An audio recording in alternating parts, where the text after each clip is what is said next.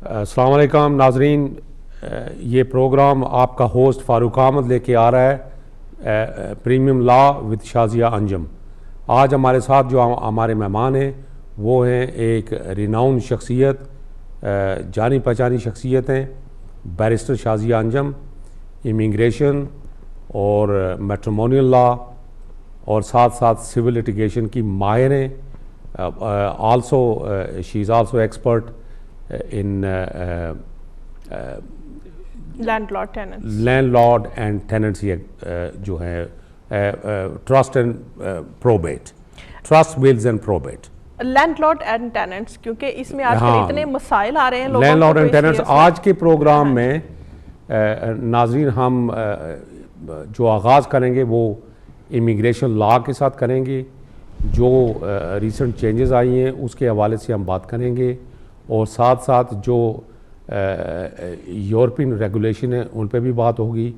और उसके अलावा आपके जो भी क्वेश्चन होंगे, आप जो भी सवाल पूछेंगे इन रिलेशन टू इमिग्रेशन और in relation to domestic violence और सिविल लिटिगेशन या any other law related question, तो शाजिया अंजम साहिबा जो हैं वो आपके सवालात का जवाब देंगी।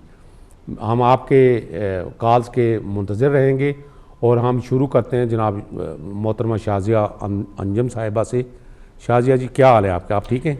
बहुत शुक्रिया आपका। अस्सलाम वालेकुम नाजरीन, बहुत अरसे के बाद यहाँ पर दोबारा आपके साथ लाइव हम लोग हाज़िर हैं और स्पेशली आपके जो सवालात हैं, जवाबात हैं आजकल के कवानीन की रोशनी में और तब्दीलियों की रोशनी में। हमारा ये मकसद है कि अगर हम आपको फैसिलिटेट कर सकें, कुछ ऐसी एडवाइस कर सकें जिसमें आपके मसाइल कम हो सकें या जिसमें आपके मसाइल का कोई हल निकल सके, तो उसमें हमारे लिए ये बहुत खुशी की बात होगी। और हम समझेंगे कि हमारे इस जो प्रोग्राम का मकसद है डीएम की वसातत से वो आप तक पहुंच सके और उसका मकसद हमें मिल जाएगा। तो फ़ारूक साहब, बहुत शुक्रिया आपका मुझे प्रोग्राम में इनवाइट करने का और यहाँ पर लाइव नाजरीन के क्वेश्चन और आंसर्स के लिए आप भी यहाँ पर मौजूद हैं, मैं भी यहाँ पर मौजूद हूँ। तो जो भी आपकी अपडेट्स हैं, क्वेश्चंस हैं, hopefully I will try my best. Shazia ji, it is my privilege to have you in this programme. As a host, I will try my best to accommodate all our viewers, whatever they will ask in relation to these areas which we have just prescribed. तो मैं आगाज़ करूँगा कि ये जो recent changes आई हैं immigration कवानीन के हवाले से, उस पे आप अपनी राय का इज़हार करें कि इन चेंजेस से जो हमारी कम्युनिटी है, जो हमारे लोग हैं, वो कैसे इफ़ेक्टिव होंगे। जी फ़ारूक साहब, बहुत सारे जो कवानीन हैं वो इस वक्त तब्दीलियों का शिकार हो रहे हैं। बहुत सारे, या स्पेशली बरतानिया में इमिग्रेशन के कवानीन में बहुत तब्दीलियां आ रही हैं। ना सिर्फ ये कि ह्यूमन राइट्स के केसेस इस पे अफेक्ट होंगे, बल्कि हमारे जो यूरोपियन बहन भाई हैं जो यूरोप से आए हुए हैं उनके केसेस पे भी बहुत अफेक्ट आने वाला है और बहुत बड़ी बड़ी तब्दीलियाँ आ रही हैं, बहुत बड़ी चेंजेस आ रही हैं। जिस तरह से कि 10 सालों के बाद पहली दफ़ा यूरोपियन रेगुलेशंस में चेंजेस आ रही हैं। 2006 में लास्ट टाइम इसको अपडेट किया गया था और अभी दोबारा उसको 2016 में अपडेट किया जा रहा है, जो कि फरवरी 2017 में 3 महीने के बाद उसका इम्प्लीमेंटेशन हो जाएगा। और फिर जो लोग उसके बाद एप्लीकेशंस करेंगे उस पर नए जो उनके रेगुलेशंस हैं उनका इतलाक होगा और वो आने वाले जो रेगुलेशंस हैं वो अब वाले रेगुलेशन से ज़्यादा सख्त होंगे और उसके तहत जो एप्लीकेशंस होंगी वो ज़्यादा प्रेस्क्राइब्ड फॉर्म में होंगी। उसमें ज़्यादा जो है वो आपको बहुत केयरफुल होना पड़ेगा और बहुत उसमें पेचीदगियाँ होंगी। तो इसलिए जो यूरोपियन हमारे यहाँ पर बहन भाई हैं उनके लिए ये बैड न्यूज़ कह लें, गुड न्यूज़ कह लें, लेकिन बहुत सारी ऐसी तब्दीलियाँ आने वाली हैं जो आपको डायरेक्टली अफेक्ट करेंगी। Shazia bibi, as a barrister और as an expert immigration lawyer, ये जो आर्टिकल 50 का इन्वोक होने जा रहा है in relation to European Union, उसके ऊपर आपके क्या ख्यालात हैं? नाजरीन को क्या आप बताएंगी कि जब ये आर्टिकल 50 अगर इन्वोक हो जाता है तो उसका इम्पेक्ट क्या होगा जो यहाँ यूरोपियन ममालिक से आए हुए बसने वाले लोग हैं, जो यहाँ के सेटलर नहीं हैं? जो इसमें इनडेफिनेट जिनके पास नहीं है। जी फारूक साहब, इसमें दो बातें हैं। पहली बात तो ये है कि जिस तरह से बरतानिया जो है वो यूरोप से अलग होने लगा था और उसी ऐसी सूरत हाल में उनके लिए यहाँ पर बॉर्डर्स की पाबंदी लगती, उनके लिए वीज़े के लिए प्रॉब्लम्स होती और वो एक अलहदा इशू था। लेकिन आपको भी पता है, नाजरीन ने भी देखा होगा सुबह टेलीविज़न पे कि जो इनका डिसीजन था यूरोप को छोड़ने का, वो हाई कोर्ट ने अब उस चीज़ को हाई कोर्ट में जब चैलेंज किया गया था, वो हाई कोर्ट ने उसको रिफ्यूज़ कर दिया है और हाई कोर्ट ने उनको ये कहा है कि आप अपनी पार्लियामेंट से परमिशन लें नोटिस इशू करने से पहले, जो कि अब सुप्रीम कोर्ट में चैलेंज भी किया जाएगा। तो इसलिए इस एंगल से मैं बहुत सारी तब्दीलियां अभी नहीं देख रही जब तक कि इसका सुप्रीम कोर्ट से कोई डिसीजन नहीं आ जाता या इनकी पार्लियामेंट कोई और आगे से कानून उस पे कानून का इतलाक नहीं हो जाता। लेकिन दूसरी तरफ अगर आप ये देखें, दूसरी तरफ इनके जो रेगुलेशंस हैं वो तब्दील हो रहे हैं। इट डजंट मैटर कि ये यूरोप को छोड़ते हैं या नहीं छोड़ते, वो अपनी जगह। जी, मैं माजरत के साथ आपको यहाँ इंटरप्ट करूंगा। एक कॉलर है जी, कौन हमारे साथ और कहाँ से आप बोल रहे हैं? मैं आयशा बोल रही हूँ और साजिया दीदी को बहुत अच्छी तरह से जानती हूँ। कैसे आप ठीक हो? जी बहुत शुक्रिया। थोड़ी सी आप अपनी आवाज को जरा क्लियर करके मेरी बहन बोलेंगी ताकि हमें पता चले आपका क्या क्वेश्चन क्या है। मेरा नाम आयशा है और मैं साजिया दीदी को सलाम करती हूँ क्योंकि मैं इनको बहुत अच्छी तरह से जानती हूँ जी। और मेरा सवाल ये है कि अभी लेटेस्ट हमने न्यूज देखा हुआ है, सुना भी है और इंटरनेट पर देखा भी है कि अभी 1 दिसंबर से कोई न्यू एप्लीकेशन नहीं कर सकेगा ह्यूमन राइट्स की बेस पर। अगर करेगा तो उसको राइट ऑफ अपील नहीं मिलेगी। तो उसके बारे में अगर कुछ जानते हैं तो प्लीज हमें बताइए, क्योंकि न्यू एप्लीकेशन ऑलरेडी हमने कर दी है। तो क्या 31 से पहले करने वाले को कुछ फायदा है या फिर उसके बाद करने से नुकसान है? प्लीज हमें बताइए। बहुत शुक्रिया आपके सवाल करने का। और ये जो सवाल है आपका वो डायरेक्टली उस तब्दीलियों से रिलेटेड है जो कि तब्दीलियां आने वाली हैं इनके इमिग्रेशन कवानीन में। ह्यूमन राइट्स के हवाले से अभी आपने बिल्कुल ठीक सुना है। ह्यूमन राइट्स के हवाले से जो अब राइट ऑफ अपील है वो ज़रूरी नहीं है कि वो in country appeal of right of appeal दे, बल्कि वो जो अप्लीकेंट है अगर उनका एप्लीकेशन रिफ्यूज़ हो जाता है तो उनको वो इस कंट्री से रिमूव भी कर सकते हैं। पहले ये होता था कि जब तक सारे अपील राइट्स एग्जॉस्टेड नहीं हो जाते थे तब तक उनको यहाँ से रिमूव नहीं किया जाता था, क्योंकि ह्यूमन राइट्स इशू इन्वॉल्व होते थे, फैमिली राइट्स इश्यूज उसमें इन्वॉल्व होते थे, बच्चे हैं, फैमिली है, मियाँ बीवी हैं। तो ऐसी सूरत हाल में जब तक तमाम आपके अपील राइट रिफ्यूज़ नहीं हो जाते थे तब तक यहाँ से एप्लीकेंट को रिमूव नहीं किया जाता था। लेकिन अब जो नई तब्दीलियाँ हैं उसके तहत इवन आपको यहाँ पर रिमूव किया जा सकता है और आपको outside country right of appeal दिया जाएगा। जब आपको एक और कॉलर है हमारे साथ। जी बिल्कुल, इसको मैं फिनिश कर लूं। जब outside country right of appeal दिया जाएगा उसकी कोर्ट फीस भी 800 पाउंड होगी। ठीक है, कौन कॉलर है हमारे साथ और कहाँ से आप बोल रहे हैं प्लीज? जी मेरा नाम आमिर है और मैं मैनचेस्टर से बात कर रहा हूँ। जी क्या क्वेश्चन है आपका? मैनचेस्टर से कॉलर है, क्या आपका सवाल क्या है? मेरा सवाल ये कि मेरी शादी 2009 में हुई थी एक यूरोपियन सिटीजन से और मुझे पहली दफा 5 इयर्स का परमिट मिला था 2011 में, जो 2016 में एक्सपायर हुआ। मुझे फिर मैंने 5 इयर्स के बाद मैंने अपना परमानेंट रेजिडेंस अप्लाई किया जो मुझे अभी अक्टूबर में रिसीव हुआ है। और लेकिन मेरी डिवोर्स भी हो चुकी है रिटेंशन ऑफ राइट्स की बेस पे मुझे। अगर भाई आप थोड़ा सा ऊंचा बात करें तो फिर ये कि क्लियरली हमें आपके क्वेश्चन की समझ लग जाएगी, क्योंकि अभी आपके क्वेश्चन की हमें समझ नहीं लग रही। अगर आप स्पेसिफिकली बात करें और टू द पॉइंट करें, थोड़ा ऊंची आवाज में करें तो आपके सवाल का जवाब हम दे सकते हैं।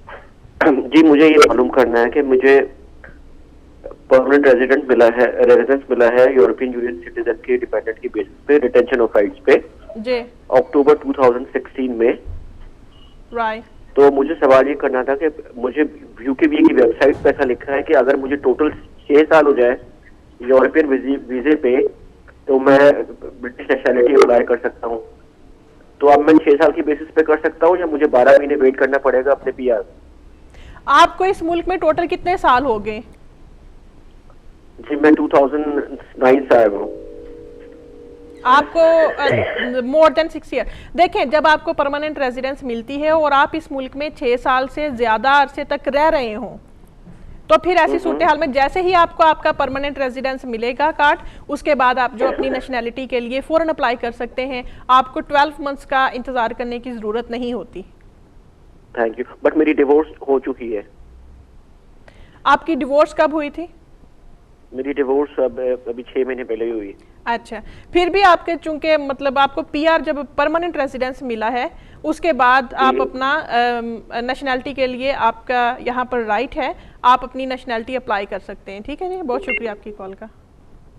जी हाँ, तो शाज़िया बीवी आप बात कर रही थी कि यूरोपियन रेगुलेशंस के ऊपर जो आपकी, जिस तरह से अभी मेरी सिस्टर ने, मेरी बहन ने फ़ोन किया था, ह्यूमन राइट्स के बारे में बात की थी कि उसमें अपील ऑफ जो अपील्स हैं वो ख़त्म होने जा रही हैं। राइट ऑफ अपील हो सकते हैं ह्यूमन राइट्स की बेसिस पे ना मिले अगर किसी ने कोई इमिग्रेशन कंडीशंस को ब्रीच किया हो, और उनको रिमूव किया जा सकता है। अच्छा। इवन आपकी अपील पेंडिंग भी हो फिर भी रिमूव किया जा सकता है। अच्छा। बहुत सारे जो हमारे इमिग्रेंट्स हैं उनको डिटेंशन सेंटर में रखा जाता है, उनको उनकी अपीलें पेंडिंग होती हैं। जो पिछले दिनों में मेरे पास कुछ जो केसेस आए हैं उनकी अपील्स पेंडिंग थी कोर्ट में, लेकिन उनको डिटेंशन सेंटर में रखा गया और उनको ये कहा गया कि आप आउटसाइड कंट्री, मुल्क से बाहर जाके अप्लाई करें। उनके लिए बेल्स का कोई राइट है?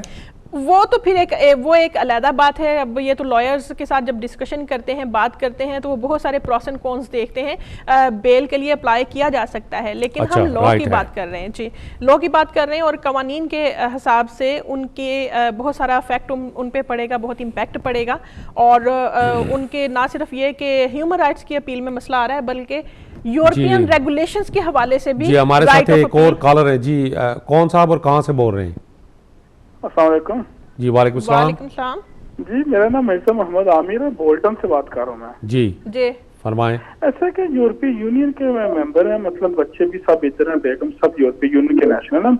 तो मैं पहले 2009 में आया था, तो फिर मैं चला गया अपने पेपर वगैरह अप्लाई, मतलब के इंश्योरेंस कार्ड अप्लाई करके ना।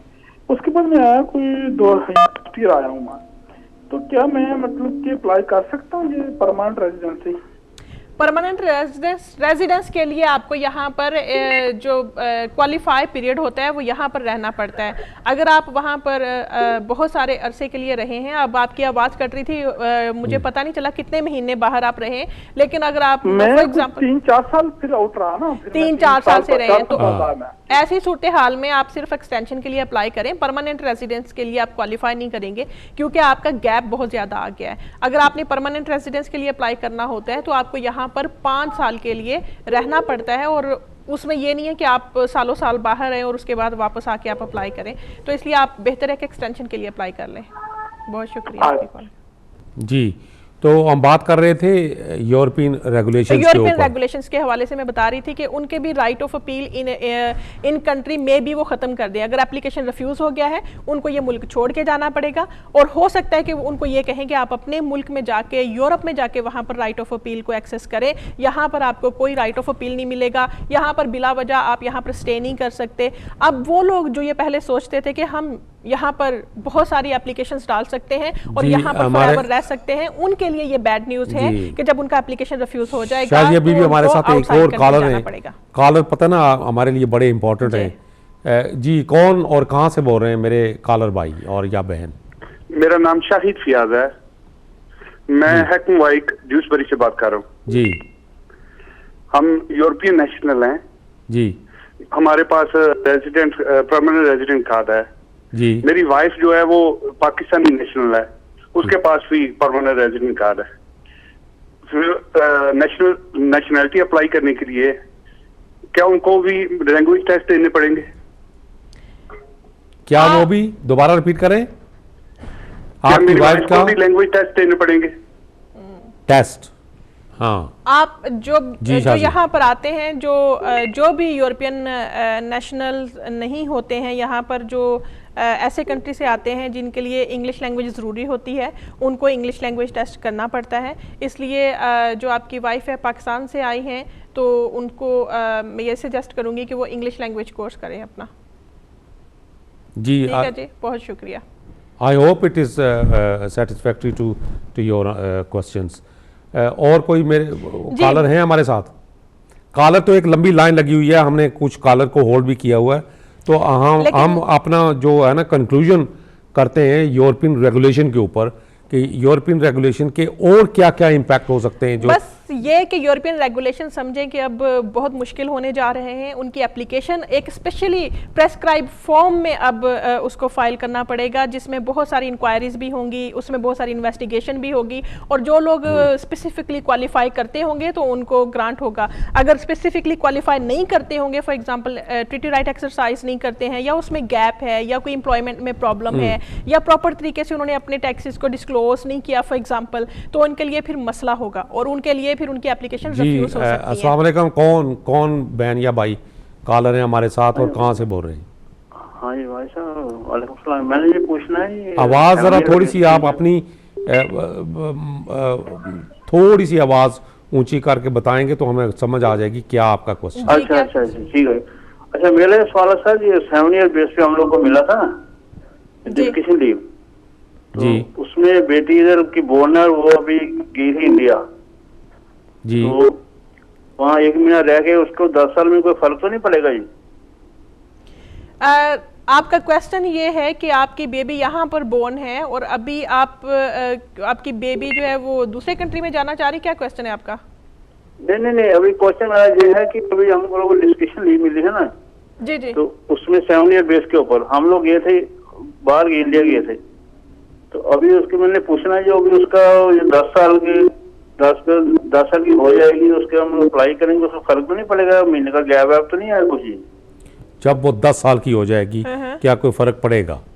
जब 10 साल के जो बच्चे यहाँ के बोर्न होते हैं, जब वो 10 साल के होते हैं, उनके लिए तो गुड न्यूज़ ये है कि वो डायरेक्टली अपना सेटलमेंट के लिए भी अप्लाई कर सकते हैं। ये बहुत सारे लोगों को नहीं पता। लोग ये समझते हैं कि 7 ईयर की रूल की बेसिस पे उनका अप्लाई करेंगे और उसके बाद 10 सालों तक उनकी हम एक्सटेंशन करवाते रहेंगे, जबकि अगर ये देखा जाए कि उस बच्चे ने तो कोई इमिग्रेशन ऑफेंस नहीं किया, उसने तो कोई इमिग्रेशन कंडीशन ब्रीच नहीं की, वो उस दिन से जिस दिन से बच्चा पैदा हुआ है और 10 सालों में वो इस कंट्री में रहा है, उसने कोई खुदा ना खासा इमिग्रेशन ऑफेंस नहीं किया। तो इसलिए अगर आप 10 इयर्स रूल की उसमें डेफिनेशन में जाएं तो वो बच्चा तो क्वालिफाई करता है सेटलमेंट के लिए, वो अपनी सेटलमेंट की एप्लीकेशन कर सकता है। बिल्कुल, आपको वो 10 साल जब वो बच्चे की उम्र हो जाएगी तो फिर आपको डायरेक्ट आप अप्लाई कर सकते हैं बच्चे के लिए, अपने बच्चे लिए के लिए, नहीं, अपने के लिए अपने नहीं, लिए तो इनकी बच्चे के लिए चलेंगी कर ना, लेकिन सकते बच्चे हैं के लिए कर सकते हैं because that child has got qualification to apply for it.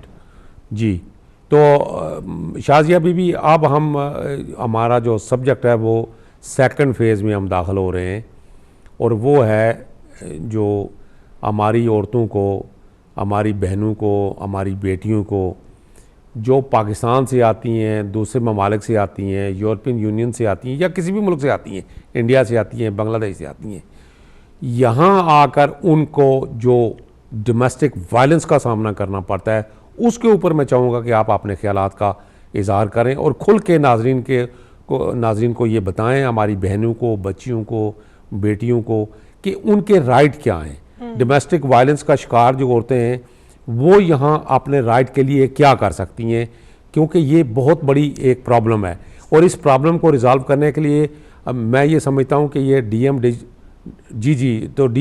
Digital ने एक आसान कदम उठाया है, और मैं इस मौके पे चेयरमैन डीएम ग्लोबल नेटवर्क का शुक्रगुजार भी हूँ जो हमें ये प्लेटफॉर्म मुहैया करते हैं ताकि हम कम्युनिटी के मसाइल को उजागर करें, और कम्युनिटी के मसाइल को हम इस तरह उजागर कर सकते हैं। कुछ आप जैसे जो एक्सपर्ट हैं, बैरिस्टर्स हैं, सोलिसिटर्स हैं, या जो समटाइम यहाँ हमने क्यूसीज लोगों को बुलाया है, समटाइम जजेस यहाँ आए हैं, और उसके अलावा जो कम्युनिटी के लीडर्स हैं उनसे भी हम बात करते हैं, ताकि हमारी जो माएँ हैं, जो बेटियां हैं, जो बच्चियां हैं, उनको अंदर एक अवेयरनेस आ सके, कम्युनिटी के अंदर भी अवेयरनेस आ सके। इस मौके पे हम एक मुख्तसर सी ब्रेक लेते हैं शाजिया बीबी, और ब्रेक के बाद हम दोबारा हाजिर होते हैं। नाजरीन, एक मुख्तसर सी ब्रेक।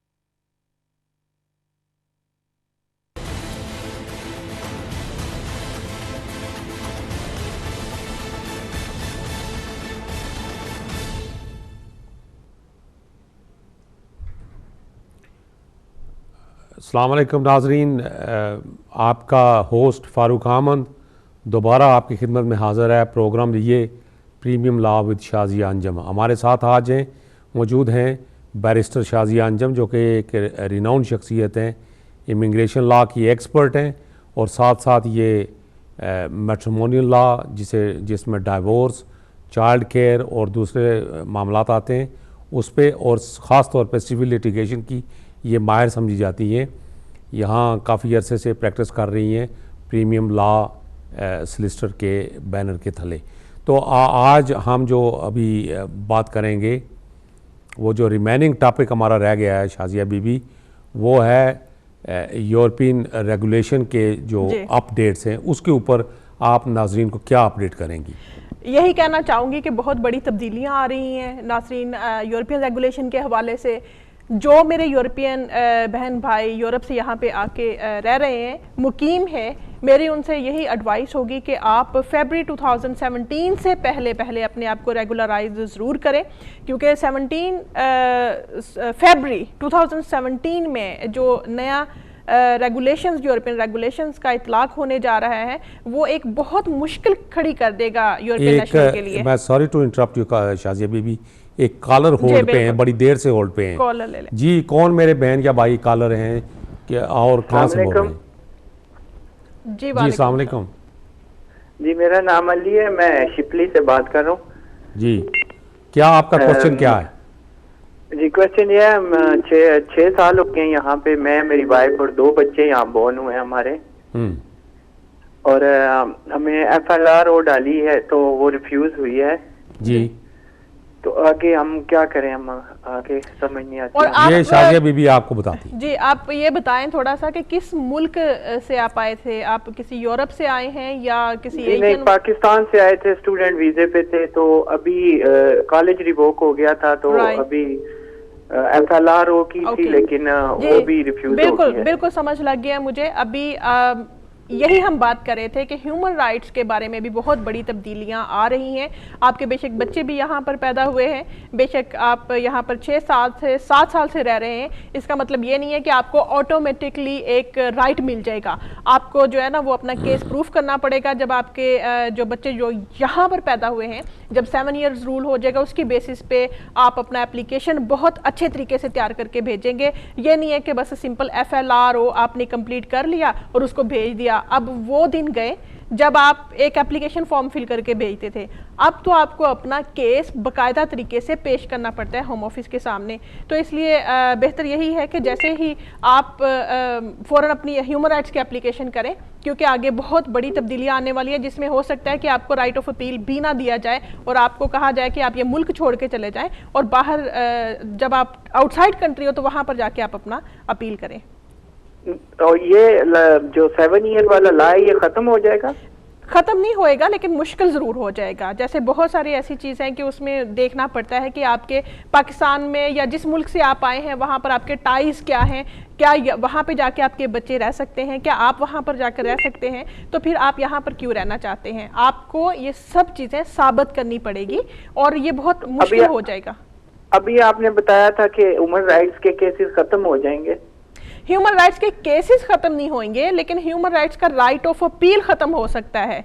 मतलब अगर वो अपने केसेस प्रॉपर तरीके से आप अपने केसेस नहीं डालते हैं और आपका केस रिफ्यूज हो जाता है, तो पहले तो ये होता था कि आप अपील करते थे और उसके बाद जुडिशियल रिव्यू में चले जाते थे, फिर अपना फ्रेश क्लेम डालते थे, फिर दोबारा से नए सिरे से एक केस आपका शुरू हो जाता था। लेकिन अभी क्या होएगा कि जब आपकी एप्लीकेशन रिफ्यूज़ हो जाएगी, उसके बाद आप हो सकता है कि इस मुल्क से रिमूव कर दिया जाए और ये कहा जाए कि जो भी आपने अपील करनी है, अगर आपके केस में जान है तो आप ये मुल्क भाई छोड़ के चले जाएं और बाहर जाके अपनी अपील करें।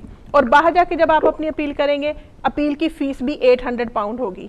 आजकल जो आपकी 140 पाउंड फीस है वो 800 पाउंड फीस होगी और बहुत सारे उसके चांसेस कम हो जाएंगे सक्सेसफुल होने के। तो इसलिए 10 सेकंड और लूंगा। अभी 6 साल हुए, अभी हम क्या करें इसके बाद?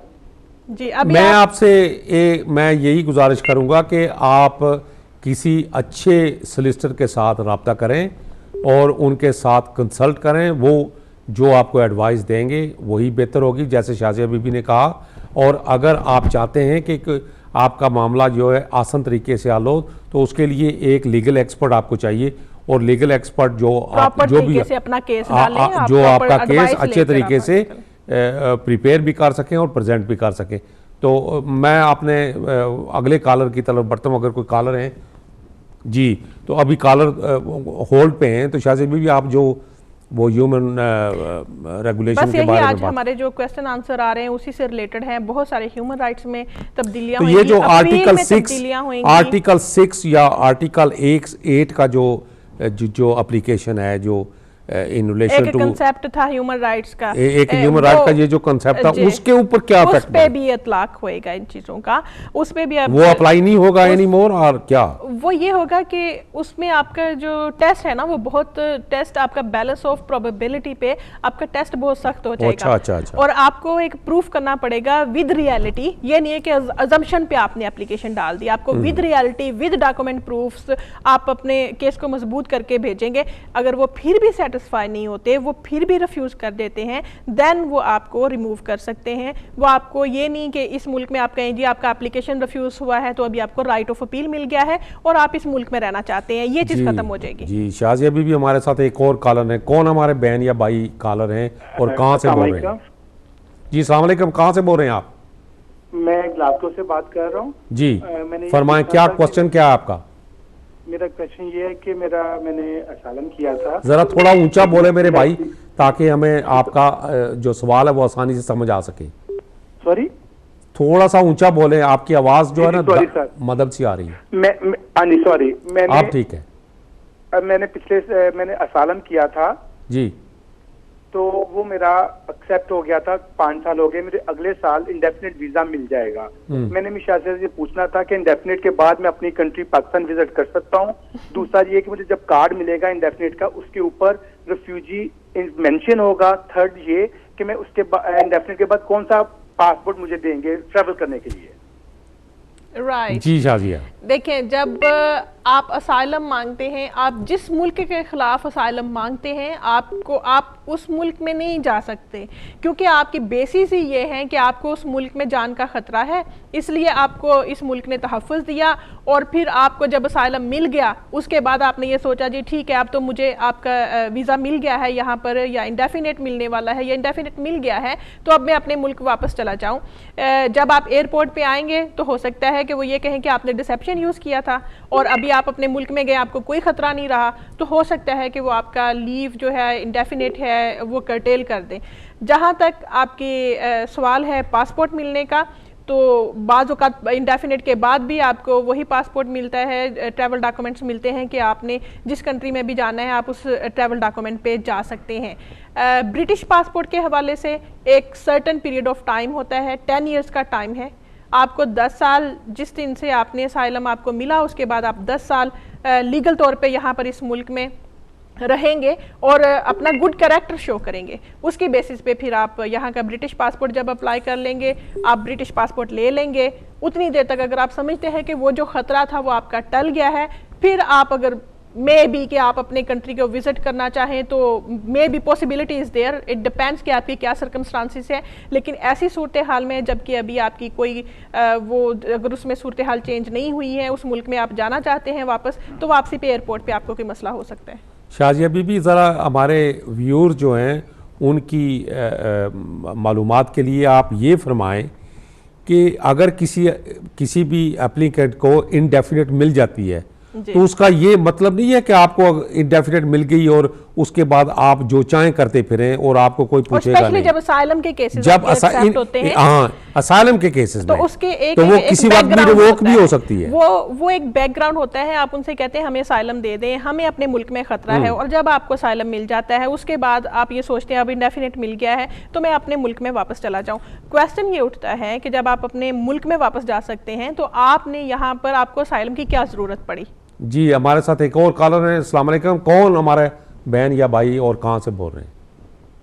Hello, good evening. जी good evening, how can I help you? Sir what is your name? बोल रहा हूँ। What is your name and where you speaking from? Manjinder Singh. या जी बताएं क्या क्वेश्चन है आपका, थोड़ा सा what is your question? Actually ना सर, मैंने मेरी वाइफ है, शी इज फ्रॉम यूरोपियन जी, वो नॉर्वे से हैं और मैंने उनसे लाइक मैरिज हुई है जहाँ पे मैंने अपनी फाइल लगाई थी, तो वो मेरी फाइल रिफ्यूज हो गई थी क्योंकि मैं उस टाइम इमिग्रेशन वालों को घर पे नहीं मिला। तो उन्होंने मेरे को राइट ऑफ अपील दी है, मगर मैंने अभी अपील लाई हुई है, मेरे काफी टाइम हो गया है, 1 साल से ऊपर हो गया है जी, अभी तक कोई उनका नहीं है। नहीं, अभी तक उसका आप थोड़ा सा क्लैरिफाई करें, जब आपको राइट ऑफ अपील मिला है उसके बाद आपने अपील नहीं की, तो उसके बाद क्या हुआ? नहीं, अपील मैंने लगाई हुई है मगर मेरे को कोई लेटर नहीं आई है जी। अच्छा, वेटिंग फॉर रिप्लाई। देखिए जी, ऐसी सूरत हाल में जब 6 महीने तक आपको जवाब नहीं आता, वो चाहे होम ऑफिस है, चाहे आपके कोर्ट ऑफ अपील है या आपका ट्राइब्यूनल है, 6 महीने के बाद आप अपडेट ले सकते हैं, आप उनको लिख सकते हैं, आप उनको बार बार लेटर लिखें, फ़ोन करें, उनसे पूछें कि आपका नोटिस ऑफ अपील क्यों नहीं आया है। ऐसी सूरत हाल में अगर तो कोई वकील आपके लिए काम कर रहा है, आप अपने लॉयर को पूछें, उनसे कहें, फॉलो अप करें और ये देखें कि आपकी अपील लगी भी है या नहीं लगी। बाज़ औक़ात ये होता है कि कुछ उसमें प्रॉब्लम होती है और वो उस प्रॉब्लम्स की वजह से आपको वापस भेज देते हैं आपकी अपील, और अगर आपको नहीं पता चलता तो फिर उनके जो सिस्टम में तो आपकी अपील पेंडिंग नहीं होती, लेकिन आप इस अजम्पशन में होता है कि हो सकते हैं कि आपकी अपील पेंडिंग हो, तो 3 साल का पीरियड ऑफ टाइम बहुत होता है। आप ट्राइब्यूनल को फ़ोन मिलाएं, डायरेक्टली इंटरनेट से आप फ़ोन नंबर ले लें और उनसे पूछें कि ये मेरा नाम और डेट ऑफ बर्थ है, इस डेट को अपील डाली थी और इसके मुझे अपडेट दे दें। आपको सारे सूरत हाल का पता चल जाएगा कि आपकी अपील का स्टेटस क्या है। बहुत शुक्रिया आपकी कॉल का। जी शाजिया बीबी, आखिर में व्यूअर्स की मालूमात के लिए अगर कोई आप अपनी तरफ से कोई पैगाम देना चाहें in relation to these areas of law, immigration, matrimonial और सिविल लिटिगेशन, क्योंकि टाइम का वक्त बहुत करीब है। प्रोड्यूसर साहब बार बार मेरे कान में कह रहे हैं कि आपका वक्त जो है वो करीब आ गया है, बल्कि ख़त्म हो चुका है। यही हम कहना चाहेंगे कि आपके जो यूरोपियन नेशनल्स हैं यहाँ पर, उनके जो फैमिली मेम्बर्स हैं, एक बहुत इंपॉर्टेंट बात कि आप जो अपने एक्सटेंडेड फैमिली मेम्बर की, अपने माँ बाप की, बहन भाइयों की, कज़न्स की, जो यूरोपियन नेशनल हैं, उनकी जो एप्लीकेशन डालते हैं उसका राइट ऑफ अपील बिल्कुल ख़त्म हो जाएगा। तो इसलिए अभी जो आपके एप्लीकेशंस हैं उनकी अपील आपने जो डालनी है, फ़ौरन से अपनी अपील डाल लें, अपने राइट को जो है सिक्योर कर लें, अदरवाइज आइंदा आने वाले 3 महीनों में आपका right of appeal European national के एक्सटेंडेड फैमिली मेंबर के लिए भी ख़त्म हो जाएगा। तो अपने राइट्स को फौरी तौर पर इस्तेमाल करें। आपके जो यूरोपियन रेगुलेशंस के तहत एप्लीकेशन है, अपने आप को रेगुलराइज करें, और ऐसे तमाम यूरोपियन बहन भाई जो इस मुल्क में पिछले 6 साल से रह रहे हैं और उन्होंने अपने आप को कभी रजिस्टर नहीं करवाया, वो डायरेक्टली परमानेंट रेजिडेंस कार्ड के लिए एलिजिबल हो सकते हैं। इस मौके पर मैं आपको खुदा हाफ़िज़ कहना चाहूँगा और मैं अपने कॉलर्स का, तमाम अपने नाजरीन का मशकूर हूँ जिन्होंने आज पार्टिसिपेट किया। आपका होस्ट फ़ारूक आमन फिर कभी इंशाअल्लाह उल अज़ीज़ इसी प्रोग्राम के साथ शायद अगले हफ्ते या उससे अगले हफ्ते फिर हाज़िर होऊंगा। उस वक्त तक के लिए अल्लाह हाफ़िज़।